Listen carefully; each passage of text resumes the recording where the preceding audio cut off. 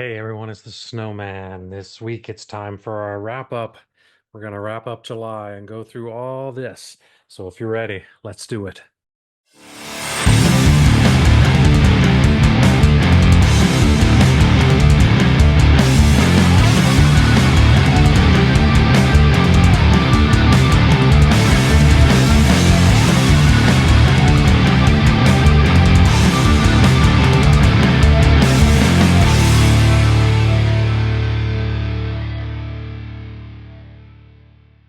Hey everyone, it's the Snowman with TooLoudTooOldMusic.com. Welcome back to the collection.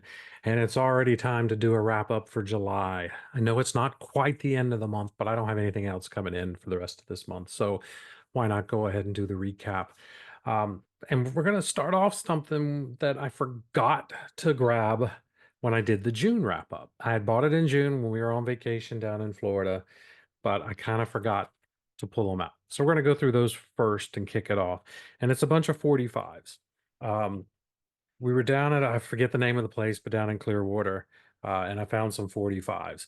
First one up is Ratt with Round and Round, and the morning after is the B side. I collect Ratt stuff, and we'll see. We're going to have some more Ratt stuff. And I also found another 45. This one from Invasion of Your Privacy. It's Lay It Down, and the B side is Got Me on the Line. These were both in great shape. Looks like the people are taking care of them. And so I was really excited to finally get those 45s in my collection. And I have a few more. I got this Canadian band, Honeymoon Suite, with New Girl Now, and the B side is It's Your Heart. I don't really have any Honeymoon Suite albums. I do have their debut on my list of ones I want to get from Rock Candy, so eventually I will have one. But real happy to have that. I love that song. So good to add that to my 45 collection. And another one I was really excited to get, my buddy Tim Derling, who wrote a YNT book you can get on Amazon. I picked up a YNT single. This one's for All American Boy and Go for the Throat. Looks like that's the B side. So really excited to have this, my only YNT single that I have. And I only have like some couple CDs. I have a cassette. I think I might have a cassette. I don't have a bunch of YNT. Got a couple albums, and so I'm trying to start building that up thanks to Tim and getting me into the band. Then there was a 45 I did find this month in July. It was at this place called Sleepy Poets here in Charlotte. It was a 38 special CD, if I or single, if I'd been the one. B side is 20th Century Fox. Yeah, I paid $4 for it, so really great shape. I love 38 special, so I had to have that one. So those were all the 45s that I've got. A bunch of good ones. And I also picked up some cassettes. So as you know, I'm a big Billy Idol fan, and you can kind of see that vinyl back there behind me. But on cassette, I finally got the debut of for him. So really excited to get that. I know I'm excited about everything I get, but wonderful to have a cassette. I was missing the debut. I have most of his early stuff on cassette. Another one that I was really happy to get. I have it on CD, I have it on vinyl, and now I have the cassette for Coverdale Page. If you haven't heard this one, David Coverdale, Jimmy Page, they do a great album together. It's one of my favorite non-Whitesnake Coverdale albums. So yeah, if you see that one, grab that. All right, I mentioned Rock Candy. I try to get one every single month, and this month was quite an adventure. I ordered Damn Yankees, the Rock Candy version from Amazon. Amazon sucks at sending CDs. They put them in those flimsy little packages, and you just kind of pray that the package doesn't get smashed. Well, the package got smashed. And if you get Rock Candy, you know it's got that sticker on there. You can't take, you can't replace the cover because that sticker is attached. So I returned that one, said I would like an exchange, just send me another one. And they did, except they sent me just a regular version, not the Rock Candy version. So I had to return that. And I just took a refund at that one and I gave up. So I ordered this one, Europe, the Final Countdown, Rock Candy edition. This one's awesome. If you don't know this album, granted, it is the cliched 80s Final Countdown, that song, but it's got a bunch of bonus tracks. I think there are, what are there, six bonus tracks on here, some B-sides, some live versions. Um, really awesome, awesome album. So happy to have that in my rock candy collection. And then every month, I buy a Kiss CD that is not in my collection as of now. Because I always said I started with vinyl and now I'm moving to the CDs. So I finally picked up one of the solo albums and I got Aces because that's my favorite. And this is, as you can see, the remastered version. Um, so I'll start with Ace, probably get Paul next, then Gene, then Peter, and I'll work my way down the list. So great to have that one. And I'm surprised it's actually the only one from Kiss I picked up this month. Usually I have more Kiss stuff, but not this time. And then I have a couple new releases that came out, and this one just came out Friday.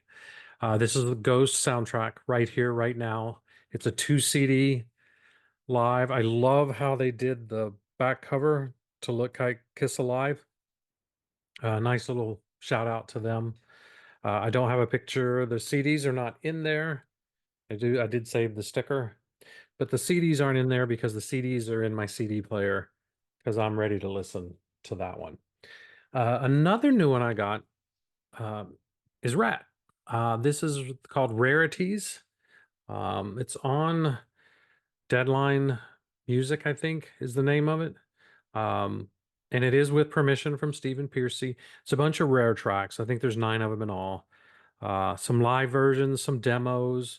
It's not bad. To be honest with you, I was expecting it to be kind of like crappy, but there's some really, really good stuff on there, and so I was really happy to get that one. But because it's Rat, I have the CD. I had to buy the vinyl as well, and this same 9 songs, so nothing different. It's on a red marble, and it's still sealed. Haven't opened it yet because I've been playing the CD. And really, really great, great album. So I was glad to get it in both formats. I'm still missing some Rat stuff. I still need some more Rat stuff, and eventually I'll get it. So now we'll keep going on the CDs. I bought a couple more that to fill some gaps that I have. One of them was in my Need to Breathe collection. It is the CD for Acoustic Volume 1, um, Acoustic Live. Yeah, Acoustic Live Volume 1. It's just a short little CD. I think there are 12 tracks on it. Um, and if you've ever heard Need to Breathe live, they don't sound that much different than their albums. The Bear Reinhardt's vocals are incredible. So I love to get their live stuff as well. So glad to have that one in there. And another one I picked up that I'm a real fan of, and that is Thriving Ivory. Can we see that? Yeah. This one here, if you the only one that you might know on this is Angel on the Moon. They were one of those bands that was up and coming. VH1 had them listed as, VH1, a You Ought to Know band. But the problem is, I don't think anybody ever really knew them. They had 2 albums and that was it. I had the second album. I was missing the first one. So I grabbed it just because I went out and really looked for that one. Then I got a bunch of CDs that I just picked up at random from when I was out and about shopping. One of them was Stereophonics, Pull the Pin, British band. Um, I don't know what you'd categorize them, but I really liked their sound. They have some really good songs. So, I mean, how can you not like that album cover? So I grabbed that one. And then I love Living Color. I did not have Stain. This one is a very, very different album.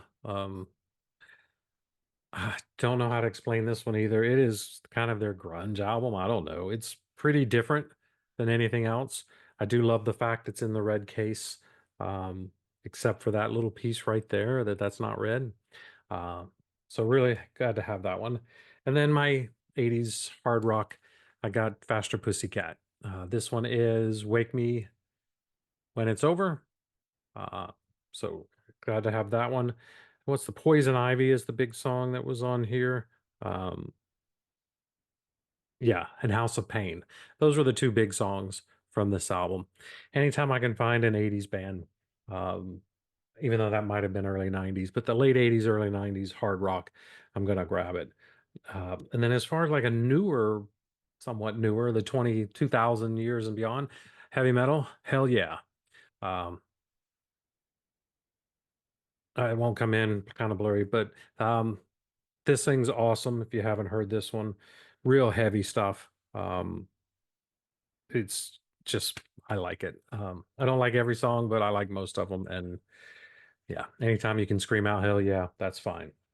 And then I got some CDs in the mail from my buddy Deke up in Canada. He's smart. When his daughter is up there, and if there's anything he wants to ship, he gives them to her. She comes back to the States and she mails them there for like a fourth of the price that what it cost him out there. And he did that, and he sent me some really cool stuff. First up was Coney Hatch postcards from Germany. It's a live show from Germany. It's got two studio tracks to kick it off. Um, and I just got into Coney Hatch not too long ago. I have two of the Rock Candy editions. So I need two more of their albums. I think they have four albums, and then I got the live. So I'm really starting to build up the collection for them. And if you saw episode way back, he sent me Iron Maiden CD, my first CD from Iron Maiden. Well, this time he sent me a couple more. Matter of Life and Death. Um, I listened to this one the other day, and I'm gonna say I really, I really liked it. I guess that's just not gonna come in. I haven't listened to this next one, but he sent me another live album. This will be my second live album. So Death on the Road, um, two CD set. Got some great songs on there. Number of the Beast, of course, Run to the Hills, Iron Maiden, the ones that I know that are on here, and then there's some I don't know. So I can't wait to get into this one and start looking through that. So that gives me, I think, my fourth Iron Maiden. So it's a slow start, but we're getting there. We'll keep adding, or I'll just get them all from Deke eventually. Who knows what will happen? Now we'll move on to the vinyl. Um, the first one we're going to show is a new release, sort of. It is it's the box set for Unlawful Carnal Knowledge. This is the deluxe edition. It has LP. It has two LPs for the album, and then it has a single disc, all remastered. It also comes with a second disc of rarities and live stuff, and then the Blu-ray of the live at the West End Marketplace, Dallas, Texas show. So I believe the live show was unreleased before, and there's an instrumental version of The Dream Is Over that was not released. But as you can see in here, oops, there goes my sticker. The vinyl and booklet are in here, and they're very nice. The CDs are in these little pockets over here, and I'm going to tell you right now, I hate that. I'm always worried they're going to get scratched up. I probably just need to take them out, put them in something better, because that's just the crappiest way to store them when you try to pull them in and out if you're going to listen to it. I'm always afraid it's going to get scratched. I've got a couple other box sets that do the same thing. Not a big fan of that. I'd prefer just to put a little album jacket in there or something and place them in there. So, um, all right. So that was the Van Halen one. That was my only new one outside of the Ratt. But then there are some new ones that I get from my local record store, Noble Records. Dylan over there has these exclusives, and every month he's got at least one. The last few months he's had multiples, and in July he had two as well. And the first one up, I think out of the two is my favorite. It is The Power of Zeus. Um, I will pull out the vinyl if I can. It is this nice little yellow gold color. Um, The Power of Zeus is a 70s hard rock or heavy rock album. So truly 70s style rock. What's really great about this one is this is an unreleased album.